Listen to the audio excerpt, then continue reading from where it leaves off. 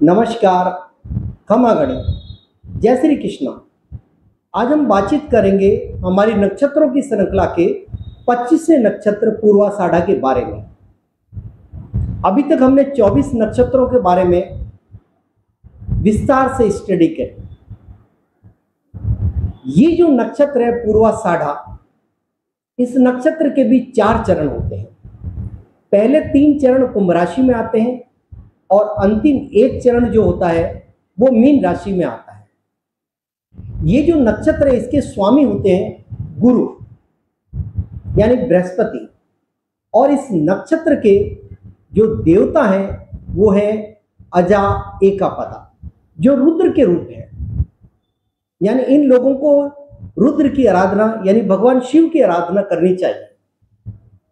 अब देखिए, ये जो नक्षत्र है, इस नक्षत्र का जो तत्व है वो है आकाश।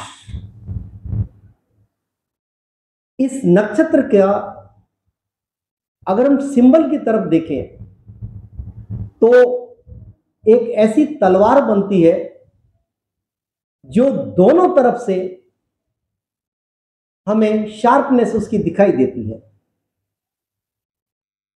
यानी डुअल नेचर आपको तलवार की नजर आती है। तो ये जो व्यक्ति होते हैं इस नक्षत्र के, उनकी डुअल नेचर होती है। वो अंदर कुछ और होते हैं और बाहर कुछ और होते हैं, यानी उनके जीवन में दोहरा व्यक्तित्व पाया जाता है।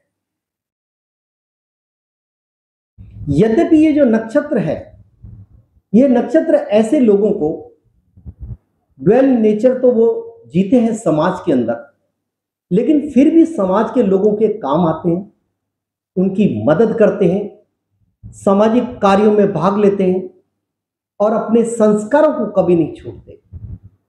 धार्मिक कार्यों में बढ़ चढ़ करके हिस्सा लेते हैं और लोगों की मदद भी करते हैं। इनसे जितनी हो सकती है उतनी लोगों की मदद जरूर करते हैं। ये इनका एक स्वभाव है। डुअल नेचर का मतलब सिर्फ यही है कि अपने मन की बात किसी के सामने उजागर नहीं करते और अपनी इसी कारण से अपनी आध्यात्मिक उन्नति करते हैं। ये जो नक्षत्र है वो एक बहुत अच्छा मेडिटेशन का नक्षत्र है और इस नक्षत्र के ज्यादातर लोगों को देखा है वो आध्यात्मिक दुनिया में मेडिटेशन की तरफ, तंत्र मंत्र की तरफ या तांत्रिक सिद्धियों की तरफ ज्यादा जाते हैं, क्योंकि ये लोग छिपे हुए हैं, जिसे हम कह सकते हैं गुदड़ी के लाल। लोगों को नजर नहीं आते हैं, इतनी अच्छी क्वालिटी इनके अंदर पाई जाती है। अब देखिए, हम इनकी बातचीत करते हैं इनकी कद और काठी के बारे में। सामान्य कद होता है, आकर्षक व्यक्तित्व होता है इनका, और अपने परिवार के प्रति बहुत ज्यादा लॉयल होते हैं। परिवार की जितनी भी आवश्यकताएं होती हैं उनको पूरा करने में अपना महत्वपूर्ण योगदान देते हैं, यानी परिवार के प्रति जो भी कर्तव्य है उनको पूरा करते हैं। जीवन साथी से बहुत अच्छी बनती है, क्योंकि इनका जीवन साथी भी इन्हीं के स्वभाव के अनुसार होता है, और अपने संतान से बहुत अच्छी बनती है। सिर्फ कमी आती है इनकी अपने माता पिता से। माता पिता से इनके काफी मतभेद रहते हैं, और वैचारिक मतभेद तो रहेंगे मगर मनभेद नहीं रहते हैं। हो सकता है कि इनको कई बार देखने में आता है कि माता का प्यार कम मिलता है। उसके पीछे एक कारण यह हो सकता है कि माता की अर्ली एज में डेथ हो जाए। अगर डेथ नहीं हुई है तो हो सकता है कि मदर कहीं पर नौकरी करती हो तो किसी दूसरे शहर में उनको रहना पड़ता हो, या थोड़ा डिटैचमेंट हो सकता है, तो माता का प्यार इनको नहीं मिल पाता है, और ये अपने माता पिता से इनका लगाव भी थोड़ा कम। सामाजिक जीवन जीने के कारण ये लोग समाज के अंदर तो अपनी प्रतिष्ठा को कायम कर लेते हैं, लेकिन इन लोगों में एक सबसे बड़ी बात होती है कि इनका डिटर्मिनेशन और रीजनिंग बहुत ही बढ़िया होती है,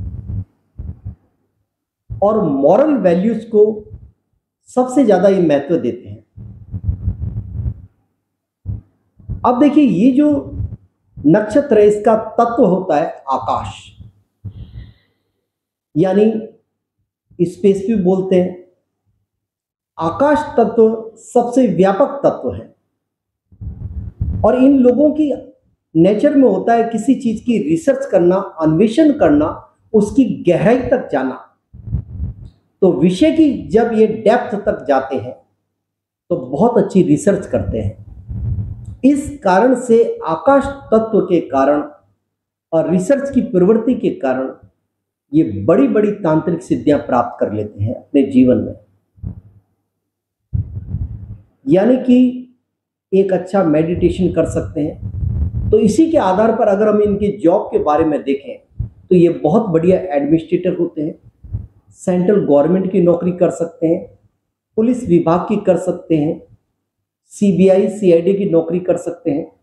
यानी जिन नौकरियों के अंदर अन्वेषण का काम होता है, जैसे रिसर्च करना, ये सब काम ये कर सकते हैं और ये क्वालिटी इनके अंदर पाई जाती है और इसी क्वालिटी के बलबूते पर ये अपने जीवन के अंदर आगे बढ़ते हैं, तरक्की करते हैं, उन्नति करते हैं और वैभव और शिखर को प्राप्त करते हैं। ये सबसे अच्छी क्वालिटी है। अब आती है इनके अंदर बीमारियां। हर नक्षत्र के अंदर कुछ ना कुछ बीमारियां होती हैं। सिंपली शुगर की बीमारी, बीपी की बीमारी, जॉइंट्स पेन की बीमारी, रिब्स की बीमारी और पैरालिसिस की बीमारी, ये कुछ सामान्य बीमारियां जो इनके जीवन के अंदर होती हैं। अगर इनका मेडिटेशन पावर और मॉरल वैल्यूज बढ़िया रहती है तो ये इस प्रकार की बीमारियों के ऊपर भी ओवरकम कर लेते हैं। ये क्वालिटी इनके अंदर जन्मजात पाई जाती है। तो अगर मैं देखूं तो मोटा मोटी तौर पर ये जो नक्षत्र है जबरदस्त ऊर्जा को लिए हुए और शानदार नक्षत्र है। आशा करता हूं आपको मेरा ये वीडियो पसंद आएगा और मेरा आपसे अनुरोध, मेरे चैनल को सब्सक्राइब करिए, अपने अच्छे कमेंट्स दीजिए, लाइक करिए और हमारा मनोबल बढ़ाइए। धन्यवाद।